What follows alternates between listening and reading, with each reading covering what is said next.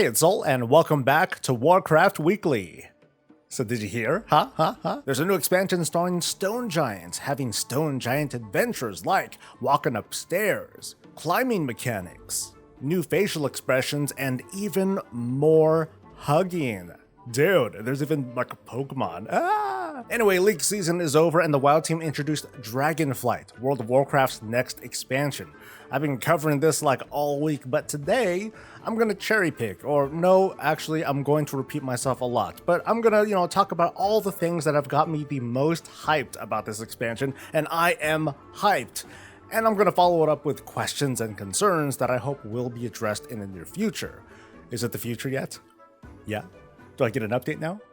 No? Okay, great. Be sure to like the video and subscribe for what I'd like to think is a channel that, tries to give more or less a balanced coverage with a positive, maybe copium-laced vibe. And speaking of, why am I hyped? For one, we're back on Azeroth, which sounds like a low bar to hit, but it's good to be home, right? It's an unfamiliar home as we're visiting a new continent with what's said to be some of WoW's largest zones ever. It's said that you have to go back to Wrath of the Lich King to see even larger zones with more room between important locations. So more open areas, negative space, whatever you want to call it. Professions are going through a massive revamp, introducing profession gear. You can use this gear to increase the quality of stuff. Specializations are coming back and people can set up work orders using their own materials.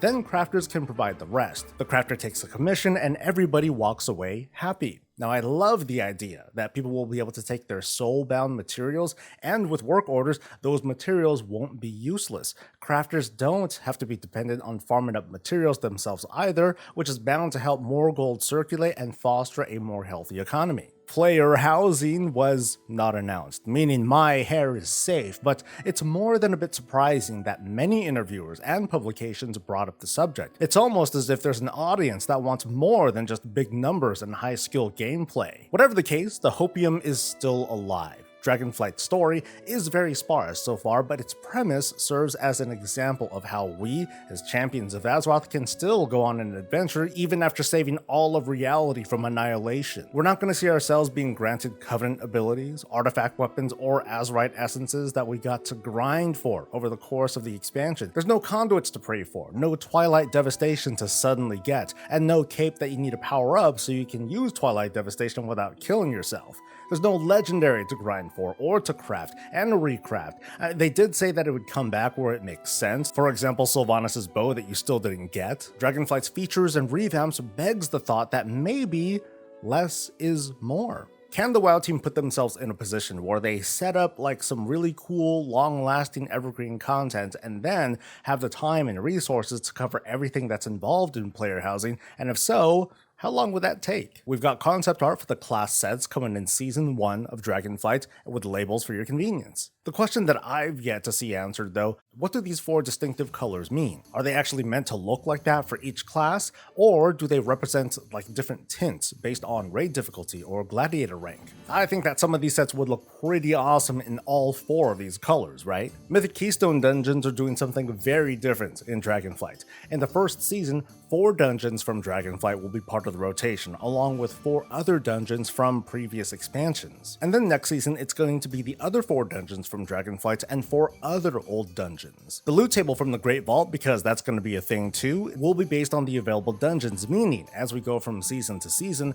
the loot and the dungeons are going to entirely change. The gear changing isn't going to be that big of a deal, but the trinkets are going to be different, and they've at least acknowledged the possibility that last season's trinkets might be better than this season's trinkets despite the item level difference. If so, they're going to adjust accordingly. It's kind of reassuring, but I'm not going to hold my breath. So at this point we have Legion, we have Battle for Azeroth, and Shadowlands. We have 3 expansions worth of Mythic pluses, and based on all the feedback that the WoW team got, they're reading loud and clear that rotating affixes each week and a special affix for a season, it's just not enough to give that feel of variety. Now the dungeons and loot tables are going to change as well, which I think is definitely changing things up. Players are going to start a new season on a more even playing field when it comes to knowledge. New players or alts aren't going to feel as high and dry. Borrowed power, as we know it, is dead. I want to let that kind of soak in for a second. Borrowed power, as we know it, all gone. I chose my words specifically because so did the WoW team. Gear, after all, is also borrowed power, and set bonuses are borrowed power, and those aren't going away. We're probably going to see zone buffs and features similar to what we're seeing in Zereth Mortis. In fact, the team was pretty explicit in saying that 9.2 is kind of sort of a template of what we can expect in the future for outdoor content. In Dragonflight, we're going back to pre-Legion character development with a hybrid talent tree. Now I'm going to talk about this one for a while, so strap in. As we level, we get points in a class and a spec-specific tree. So on the left here, we can tweak our class to either focus on our spec or go semi-hybrid. On the right, we can tweak our spec for, say, AoE versus single target versus PvP versus Mythic Plus, and we can save different builds. As long as we're in a rested area, or I'm guessing if we use a talent tome, we can swap talents and builds freely. My favorite part about this are these octagon-shaped talents dotted around. When you select these, you'll be able to choose between several different talents, maybe abilities, maybe passives. This here is reminiscent of, well, the current talent row system. So on the class tree, this node might let us choose between, say, different crowd control abilities. One might cover the way that we self-heal. And if you look at your talent rows now, you can probably imagine a few on your own. But this also can cover crazier things. Blizzard already confirmed that Convoke the Spirits for Night Fae Druids will be on at least one of their spec trees. Players will be choosing between Convoke and who knows what else. And it's these that have me the most excited about this new talent system and the expansion itself. Choices within selections and a talent thing. This sets up a future in WoW where later expansions can, maybe, give more choices in these talent nodes. It adds more without necessarily adding too many buttons. In many ways, this is kind of like the horizontal progression that I've been hoping for. It's one thing to be out there playing the game, but there's something really fun about just hanging in town, playing with talent builds, and then throwing yourself at a target dummy to see what happens. I've preached this a bunch of times over the years that one of WoW's greatest strengths is that players can mess around with so many different variables, but since Legion, it's been a big pain in the ass to get these variables or pieces together. I'm talking about Azerite, and Corruption, and Conduit, and Legendaries, just to name a few. We're going back to where these things are just given to us. So when we're out in the field, we're doing less preparation for our characters and more playing our characters for the rewards that we actually want. I bet you, when the alpha comes out, whenever that is, there's lots of speculation around that, we're going to have streamers doing nothing but playing with talents and just talking about them with viewers, and people are going to tune in because there are a lot of folks that love geeking out over that sort of stuff. We know that there are going to be 4 main factions to wrap up with in Dragonflight, but it seems like a Renown-like system is going to replace the old reputation bars. Now, not everyone liked Renown for good reasons, but if I were to give you the choice between Reputation and Renown, you might say neither like a smartass, but you'll probably pick Renown if I put a gun to your head. Renown has a weekly cap, meaning like Reputation, everyone's going at the same maximum pace. Renown was also super easy to farm for. People coming in late or making alt enjoyed built-in catch-ups and can hard farm for it. Maybe later in Dragonflight there will be instant boosts, just like how it is now in Shadowlands. And to my surprise, there's not going to be Dragon Covenants. We can work on all these reputations as normal. There's no choice to make. There's no switching involved. We don't have very good details on what daily content is going to be like, only that it's not exactly like emissaries or covenant callings. Supposedly, we can just kind of go out and do stuff and expect to regularly be rewarded. So if I were to imagine it with Shadowlands concepts in mind, it'd probably be like, okay, the reset happens and we automatically pick up the quest to earn renown. And each time we complete a few milestones, we automatically get this renown until we get to the cap. Now, maybe that's not the best description, so we're just going to have to wait and see what they actually come up with. To be perfectly honest, and maybe this comes from some of my dissatisfactions over the past number of years, I'm more excited about Dragonflight than I was for previous expansions, Shadowlands, BFA, even Legion, because what I hear being mentioned in Dragonflight, it feels familiar, even if I haven't gotten my hands on it yet, even if we know very little. I feel a little bit reassured. Like when we were first told about artifact weapons and Azerite stuff and covenants, I didn't quite have a grasp on how they'd work because they're new. I didn't know what efforts would be involved. What we're seeing in Dragonflight is almost of second nature, professions, talents, renown, aka rep farming. Like, I know these things, they're pretty simple.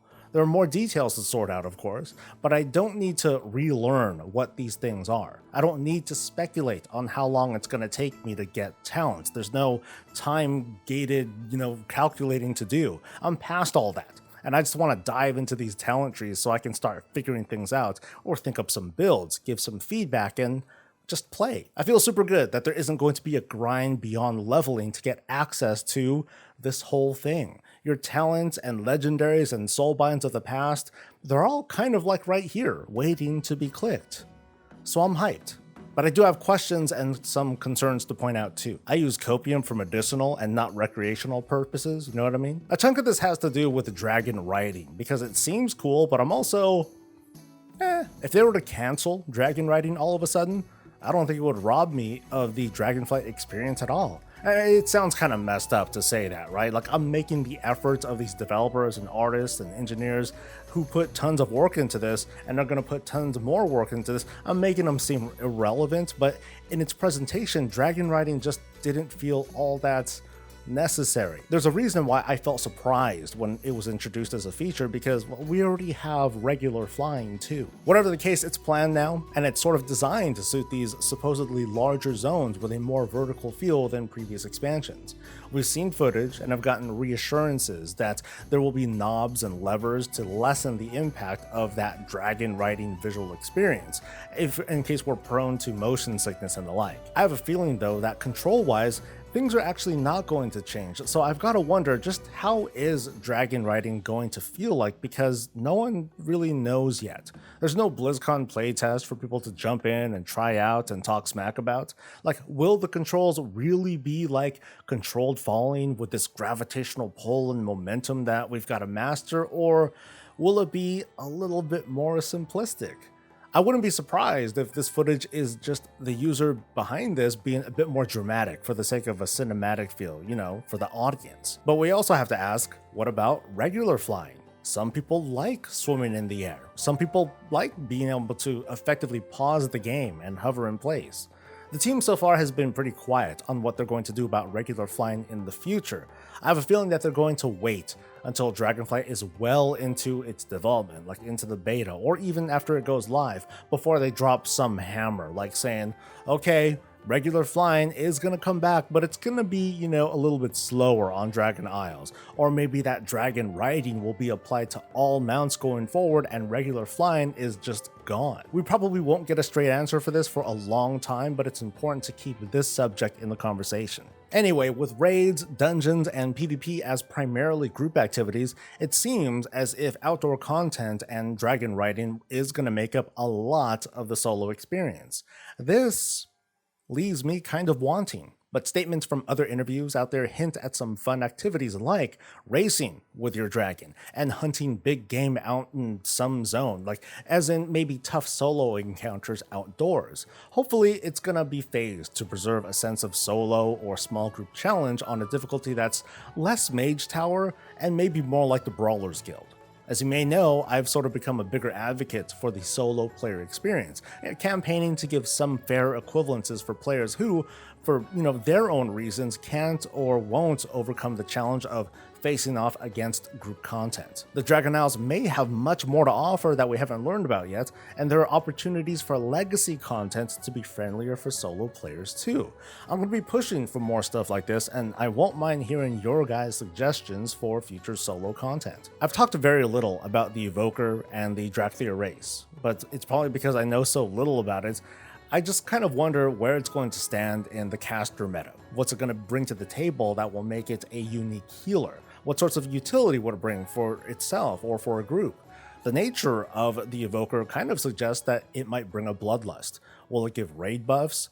Actually, if raid buffs are they still going to be a thing, actually? Are Mythic teams still going to force certain classes in for their buffs? Anyway, back on topic, there have been a few voices of concern that the Dracthyr forms are looking a bit more androgynous than they ought to. The team has informed us that there's been a lot of customization that we just haven't seen yet, including the sharpening of limbs and the thickening of body types, which might assert some gender identity, I guess. Now, I can appreciate this concept of a race-class combo, but I'm sure a lot of folks who are interested in the class, but not the race, would have much preferred a different premise of Evokers, like, you know, these Evokers, they're Neltharian's experiment, and he took these certain races maybe, not just making dragons, but he just got certain races and augmented them, and then put them in a cryo tube, and now they woke up, woo!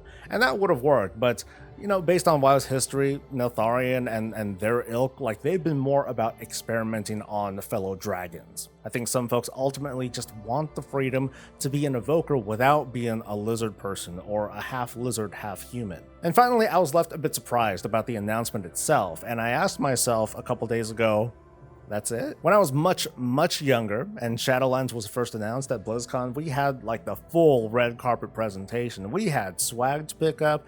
There was like pre-order stuff right away. There were in-game rewards, like boom. People at BlizzCon, they got to play test. We had magazines and publications showing us all these different Covenant abilities. With Dragonflight, a little card kind of sums it all up. There's no demo, there's no swag, there's no list of Evoker abilities or Dracthyr passives unless I missed it. Maybe too few details on the max level experience, what to expect, and the flow, all of which are typically brought up and thrown in our faces as soon as we learn about this expansion. And not even a pre-order yet. It's a little odd. And maybe that's a little good. A lot's happened since 2019 and the Shadowlands reveal. There's been big departures, there's been scandal, terminations, ongoing efforts to unionize, an upcoming buyout, a global pandemic, and producing what will be an entire expansion launch, which up until recently was done almost entirely from a work-from-home environment. Like I said earlier, maybe less is more, and the work on core systems like talent and professions is seen as a better and smarter investment than the next Warfront or a new Torghast. A game demo is a tremendous undertaking that, without a BlizzCon, the team didn't really have to drive resource into. Why aren't they taking our money sooner with a pre-order is, I admit, a weird question to ask, but they're gonna do it eventually. We're going to Intermay soon, when Blizzard will announce a new Warcraft mobile game. Maybe it's a Battle Pet RTS. Maybe it's a player housing complementary application. No, probably not. The team might make a weird decision and mess with the momentum of their own new mobile game announcement with more Dragonflight news and a pre-order. But whatever the case, this week the WoW team clenched their butt cheeks pretty hard and showed off what they've been working on. And I'm pretty pleased with what I'm seeing so far. But how do you feel? The floor is yours. Share your thoughts in a comment below, and that's the show.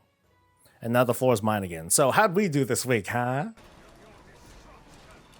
Eat this. Yeah. Get this fucker. Yeah! Oh my god, yes. Right on. Alright, time, I'm right? going back You to guys my give me real fucking fucking build. aneurysms. Ooh. Going back to my real fucking Servant build now. soul. Nailed it! Last pull of the night, exactly on our stop time. Prototype Pantheon, it turned out to be a pretty fun fight on Heroic. It's really chaotic, especially with that Animal Stampede RNG thing that can really mess with our positioning.